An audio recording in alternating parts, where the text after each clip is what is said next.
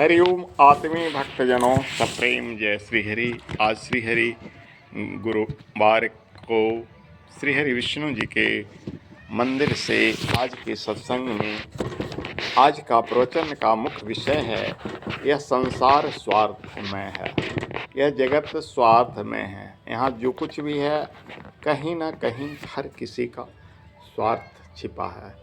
शुरू करते हैं सुंदर कांड के इस चौपाई से। स्वार्थ है तो करहि सब प्रीति, देव मनुज सबके यह रीति। बाबा गोस्वामी तुलसीदास जी ने कहा कि स्वार्थ हेतु करहि सब प्रीति। प्रीति माने प्यार, प्रेम, अनुराग, स्वार्थ के लिए ही करते हैं। देव मनुज सबकी यह रीति, देवता से मनुष्य तक की सबकी यह रीति है। यहाँ बिना स्वार्थ के कुछ भी नहीं है। सबको अगर किसी दूसरे से जुड़ाव है, लगाव है, प्यार है, भक्ति है, असनी है, हर किसी क्षेत्र में हर किसी को किसी ना से स्वार्थ है। निस्वार्थ यहाँ कोई भी नहीं है। जानिए इस कहानी के माध्यम से। एक युवक था, वह महात्मा की कुटिया में अक्सर जाया करता था और महात्मा जी से उसकी गहरी श्रद्धा हो गई थी, गहरी आस्था हो गई थी, गहरी भक्ति हो गई थी। महात्मा जी के चरणों में प्रणाम करता, घंटों महात्मा जी के पास बैठा रहता। महात्मा जी के पास अगर कभी कभी प्रसाद बनती तो प्रसाद खा लेता, तो उस दिन वो घर का भोजन भी त्याग देता। घर आता तो माँ का फटकार, पत्नी का फटकार मिलता, तेरे लिए मैंने भोजन बनाया, रे मूर्ख तूने नहीं किया। बोला क्या करो माँ, मुझे तो महात्मा जी से भक्ति हो गई है, प्यार हो गया है। अरे मूर्ख, महात्माओं के पास जाया मत करो। साधु संतों के पास जाने से इस संसार से क्या हो जाता है? विराग हो जाता है। तुम साधुओं के पास मत जाओ। फिर भी पत्नी भी झगड़ती कि एक दिन तुम मुझे छोड़ के चल जाओगे, साधु बन जाओगे, मेरा कौन देखे करेगा। माँ भी कहती मेरा कौन देखेगा, एकमात्र तुम ही बेटा है। जो भी घर में झगड़ा होता वो महात्मा जी से शेयर करता। शेयर करना माने उनसे बताता कि आज मेरी माँ ने ऐसा कहा, मेरी पत्नी ने ऐसा कहा, मेरे घर के परिवार वालों ने ऐसा कहा। महात्मा जी कहे देखो बेटा, ये सब लोग अपने स्वार्थ के लिए कहते हैं। तो बोला नहीं, वो मुझे बहुत चाहते हैं गुरुजी, बहुत प्यार करते हैं। मेरी माँ मुझे मानती है, मेरी पत्नी मुझे मानती है। गुरुजी ने कहा कोई तुम्हें मानता नहीं है, सब अपने अपने स्वार्थी हैं।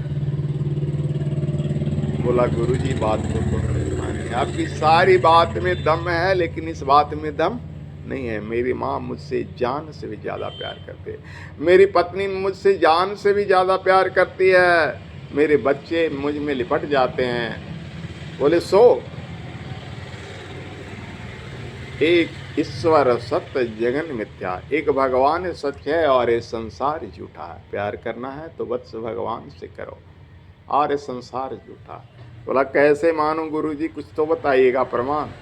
गुरुजी ने कहा एक उपाय मैं बताता हूँ, तुमको तो मेरे पास आने से बहुत विद्या सीख गया है।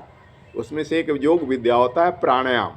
प्राणायाम क्या होता है ना, देखो हम भी बताते हैं तुम लोग को। कभी कभी ऐसे नाक से ऐसे लो, ऑक्सीजन ऐसा निकालो, तो प्राणायाम 1 मिनट 2 मिनट करते करते इसमें कैपेसिटी जब आ जाती है तो बिना ऑक्सीजन के, बिना हवा के घंटों रह सकता है।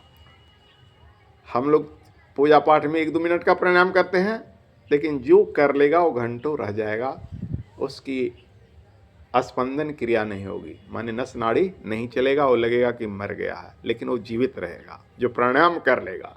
गुरुजी ने उसे प्राणायाम बताया था। बोले बेटा अगर ऐसी बात है आज तो सारे परिवार की परीक्षा ले लो और उसके बाद हम एक लीला करेंगे। उस लीला में गुरुजी ने कान में बता दिया ऐसा ऐसा हम करेंगे, तुम देख लेना कि तुमसे कितना प्यार करते हैं लोग। तुम्हारा कान जागेगा, तुम्हारा दिमाग जागेगा, खाली तुम्हारा शरीर ऑक्सीजन को रोक के रखेगा, प्राण को रोक के रखेगा, जिसमें लोग समझे कि मर गया। गया वो घर में और जाके बेड पर ऐसा पसर गया कि ये मानो मर गया, समाप्त हो गया। माँ आई झकझोरी, पत्नी आई झकझोरी, बच्चे झकझोरे, पापा जागो, बेटा जागो, सैया जागो। वो जागे तो वो परीक्षा ले रहा था। अब हल्ला हो गया कि फलानमा मर गया है। गांव वाले ढेर सारे इकट्ठा हो गए। मर गया है तो बांस कटाओ। काहे बांस कटाओ?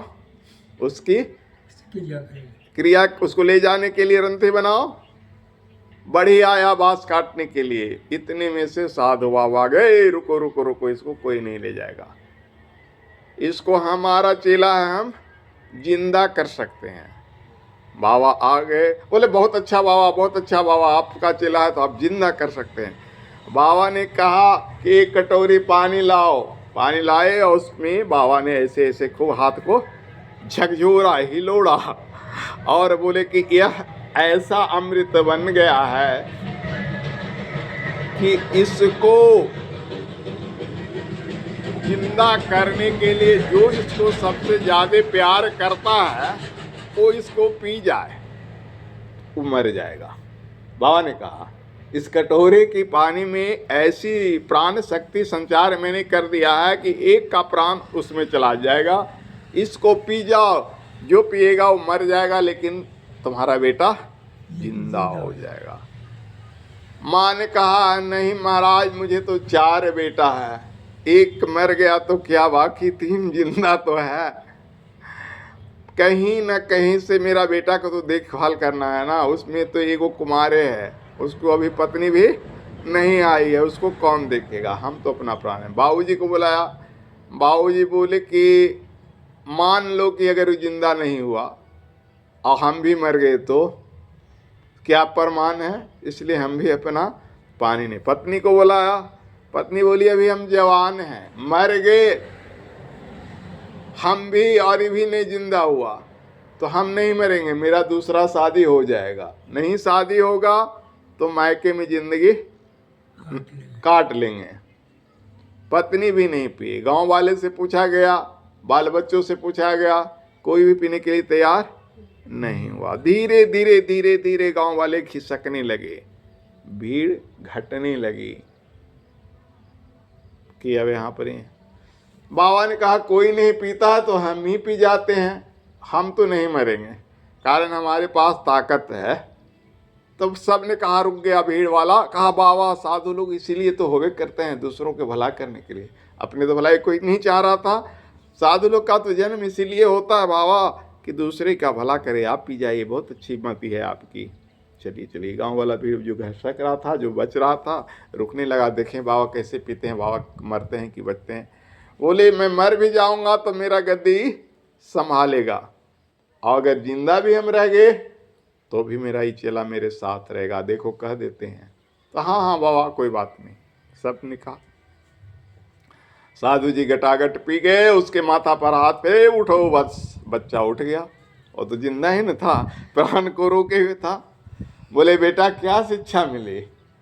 तो सच कहते थे बाबा, इस संसार में कोई किसी का नहीं है, तो चलो उठाओ झोला, चलो आज से साधु बन जाओ। कहा हाँ बाबा। पत्नी लटक गई पैर में, माँ लटक गया, नहीं बेटा मेरा बेटा नहीं जाएगा। पत्नी कहने नहीं नहीं नहीं, सबको वो लड़का झकझोर दिया कि अब नहीं, मैंने देख लिया कि न मेरी माँ है, न मेरी पत्नी है, न पिता है, न बाल बच्चे हैं, सब क्या हैं, अपने मतलब के, अपने स्वार्थ के हैं। एक कौन है? तो भगवान है। इसलिए भजन करना है तो भगवान को करो। तो आज की बात समाप्त। बोले श्री हरि विष्णु भगवान की, वेद माता गायत्री की, परम पूज्य गुरुदेव की, वंदनीय माता जी की।